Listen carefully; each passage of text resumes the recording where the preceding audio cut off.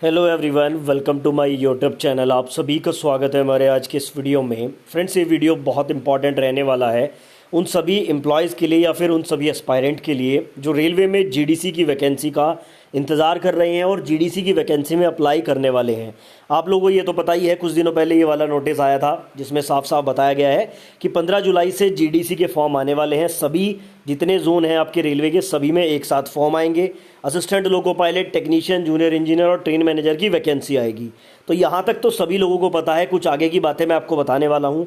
ये आगे की बातें क्या हैं? सबसे पहली चीज़ तो ये है कि जब नोटिफिकेशन आएगा तो आपको वहाँ पे ये चीज़ें पता लग जाएंगी कि जब आप अप्लाई करेंगे तो वहाँ पे आपको सभी में अप्लाई करने का मौका किस तरह से मिलेगा। अभी उसके बारे में मैं ज़्यादा चीज़ें नहीं कह सकता हूँ, लेकिन एक स्टूडेंट अगर ऐसा है जिसने 10th भी किया हुआ है, बहुत सारे स्टूडेंट ऐसे होते हैं जो ITI कर लेते हैं, डिप्लोमा भी कर लेते हैं, मतलब कि एक स्टूडेंट यहाँ पे एक से ज़्यादा पोस्ट के लिए एलिजिबल हो सकता है।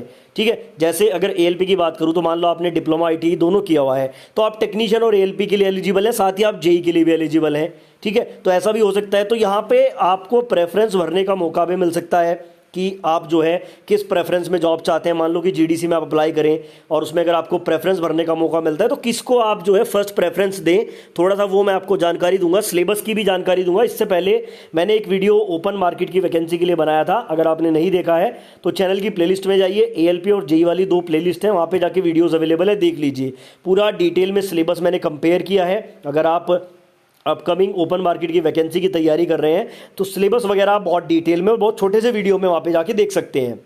इस वीडियो में बेसिकली मैं जीडीसी के सिलेबस की बात करूंगा, सैलरी की बात करूंगा और किस तरह से आपको अगर मौका मिला तो प्रेफरेंस आपको भरनी चाहिए। साथ ही एक बहुत बड़ा सवाल यहाँ पे मुझसे किसी ने पूछा था कि सर आपको पहले चश्मा लगा हुआ था, आपका चश्मा कैसे रिमूव हुआ है?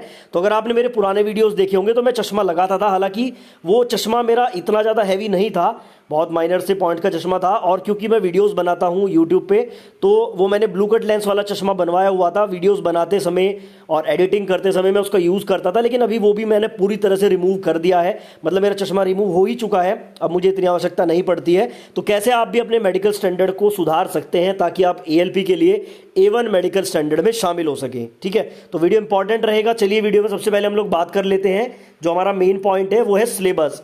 जीडीसी का सिलेबस देखो, जैसे कि मैंने आपको बताया, goods guard, junior engineer, ALP और टेक्नीशियन की वैकेंसी आएगी।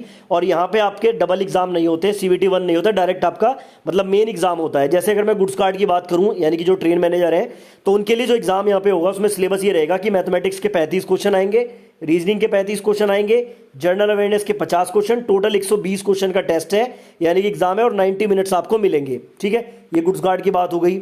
आगे बात करते हैं जूनियर इंजीनियर की। अगर JEE के लिए आप अप्लाई करेंगे तो यहाँ पे जनरल अवेयरनेस 15 नंबर की, physics chemistry 15 number, computer 10 number, environment 10 number और टेक्निकल के 100 क्वेश्चन आएंगे। टोटल 150 क्वेश्चन, 120 मिनट का आपको समय मिलेगा। जीडीसी के सिलेबस की मैं बात कर रहा हूँ। ठीक है, ओपन मार्केट का सिलेबस अगर देखना है तो वो आप मेरे ओपन मार्केट वाली वीडियो में जाके देख सकते हैं। बात करते हैं ALP टेक्नीशियन की। तो ALP टेक्नीशियन का जो मेंस एग्जाम आपका होगा जीडीसी में, उसमें 2 पार्ट होंगे, एक पार्ट A होगा, एक पार्ट B होगा। पार्ट A में mathematics, reasoning, basic science and engineering और जनरल अवेयरनेस और करंट अफेयर को मिला के 100 क्वेश्चन आएंगे, 90 मिनट्स का समय मिलेगा। उसी के साथ में बैक टू बैक होता है, इसमें बीच में आपको टाइम नहीं मिलता है। जैसे ही आपका कंप्लीट हुआ समय, ये स्टार्ट हो जाएगा दूसरा ट्रेड टेस्ट, पार्ट B इसको बोलते हैं। 75 क्वेश्चन आएंगे, 60 मिनट मिलेंगे। टोटल पेपर होने में आपको 2.5 घंटे का समय मिलेगा और ये क्वेश्चंस आपके रहने वाले हैं। ठीक है, 100 क्वेश्चन ये, 75 क्वेश्चन ये, टोटल 175 क्वेश्चन का ये आपका टेस्ट होता है जीडीसी में। तो ये तो बात होगी चारों के सिलेबस की। अब बात कर रहे हैं थोड़ा सा प्रेफरेंस की। मान लो आपको मौका मिले तो आप किसको यहाँ पे पहली प्रेफरेंस पे रखना चाहते हो। देखो, मैं एक चीज़ आपको बता दूं, सारी चीज़ आपकी कंडीशन पे डिपेंड करती है। वैसे तो आप अपने घर की कंडीशन, अपनी फाइनेंशियल कंडीशन या अपनी खुद की हेल्थ के अकॉर्डिंग अप्लाई कर सकते हैं या फिर जॉब ले सकते हैं, लेकिन फिर भी मैं आपको थोड़ा सा यहाँ पे बता देता हूँ। जैसे यहाँ पे देखो, ALP की बात करें, सबसे पहले सैलरी की बात करेंगे। नो डाउट कि सैलरी सबसे ज़्यादा यहाँ पे आपकी ट्रेन मैनेजर और जो ALP की है वो रहेगी। साथ में JEE की भी थोड़ा आसपास ही रहती है। देखो कैसे रहती है मैं आपको बता दूँ। ALP में क्या होता है कि आपका बनता है ट्रैवलिंग अलाउंस, किलोमीटर अलाउंस, ये चीज़ें बनती हैं, night duty allowance, over time allowance. तो सैलरी इनिशियली अगर बात करूँ ALP की, 45 से 50,000 बड़े आराम से बन जाती है और ये धीरे धीरे आपकी इंक्रीज भी होती रहती है। बिल्कुल इनिशियल मैं आपको बता रहा हूँ।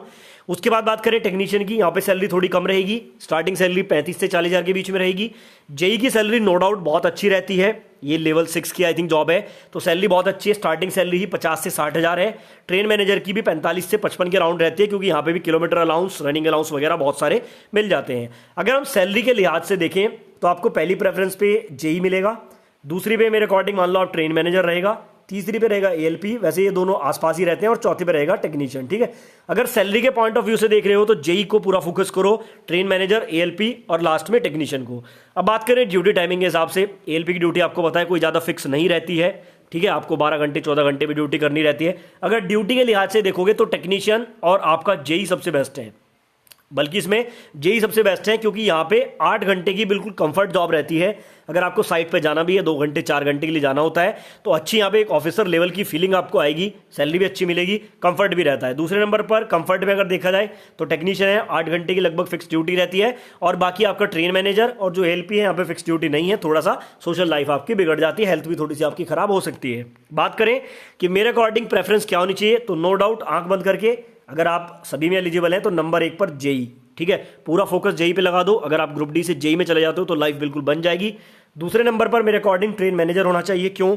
क्योंकि एक तो सैलरी अच्छी है, थोड़ा सा प्रमोशन के चांसेस भी ज़्यादा रहते हैं, हालांकि ड्यूटी थोड़ी टिपिकल है, लेकिन मैं इसको, अगर आपकी जगह मैं होऊंगा तो मैं इसको सेकंड प्रेफरेंस दूंगा। थर्ड प्रेफरेंस मैं एएलपी को दूंगा। क्यों? क्योंकि यहाँ पे भी सैलरी अच्छी है, प्रमोशन के चांसेस टेक्नीशियन से ज़्यादा एएलपी में है, इसलिए मैं इसको तीसरे पे दूंगा। बाकी मैंने स्टार्टिंग में आपको बताया, आप अपनी रिक्वायरमेंट के हिसाब से ये चीज़ें सेलेक्ट कर सकते हो। चौथे नंबर पर मेरे अकॉर्डिंग रहेगा आपका टेक्नीशियन।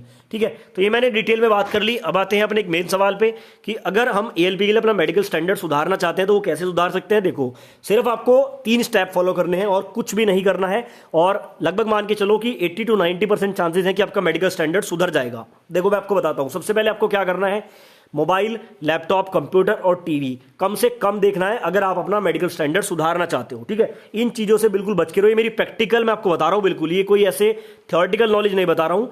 जब से मैंने मोबाइल चलाना कम किया है, लैपटॉप पे काम करना थोड़ा स्टार्ट किया था, फिर लैपटॉप को भी थोड़ा कम किया, टीवी देखना तो पिछले कई साल से बिल्कुल बंद ही है, न्यूज़ वगैरह थोड़ा पहले देख लेता था, वो भी बंद कर दिया था। तो टीवी, कंप्यूटर, लैपटॉप, मोबाइल चलाना अगर आप बिल्कुल बंद कर देते हैं तो आपकी आइज़ का स्टैंडर्ड सुधरने के बहुत चांसेस रहते हैं। उसके अलावा किसी भी नज़दीकी सिंपल डॉक्टर के पास चले जाओ, कोई भी आइज़ का डॉक्टर है, वो आपको सिंपल सी कुछ मेडिसिन देगा, कुछ खाने की देगा, कुछ आंखों में डालने की देगा, वो भी हेल्प करती हैं। थोड़ा बहुत यूट्यूब पर आइज़ की एक्सरसाइज देख लेना, 3-4 एक्सरसाइज होती हैं, वो एक्सरसाइज कर लेना। और इसी के साथ आपको क्या करना है कि थोड़े से फ्रूट्स वगैरह का ज़्यादा सेवन करना है। जैसे आपका गाजर, कहा जाता है कि गाजर बहुत फायदेमंद होती है आई साइट में। उसके अलावा जैसे पपीता वगैरह है, अनार है, सेब है, तो मतलब फल फ्रूट तो देखो सारी चीज़ों में ही आपकी हेल्प करते हैं। तो सिर्फ आपको 3 स्टेप फॉलो करने हैं। सबसे पहला क्या करना है, आपको मोबाइल वगैरह से थोड़ा दूर रहना है कुछ दिनों के लिए, ताकि आंखों को थोड़ा रिलैक्स मिले, और आंखें रिलैक्स होंगी तो इंप्रूव होने के चांसेस भी बढ़ते हैं। दूसरे नंबर पर आपको क्या करना है, किसी नज़दीकी डॉक्टर से हल्की फुल्की दवाई ले लेनी है। कुछ एक्सरसाइजेस डॉक्टर भी आपको बता सकता है, या आप यूट्यूब पे भी देख सकते हैं, वो करनी है। साथ में अच्छी डाइट आपको लेनी है, फल फ्रूट लेना है। तो बहुत ज़्यादा चांसेस रहते हैं कि आई साइट पर थोड़ा सा फर्क पड़ जाता है, किसी का ज़्यादा पड़ जाता है, किसी का थोड़ा पड़ जाता है। तो ये चीज़ें आप कर सकते हैं अपनी आई साइट को इंप्रूव करने के लिए। बाकी इसके अलावा भी अगर आपका कोई डाउट है तो कमेंट बॉक्स में आप पूछ सकते हैं।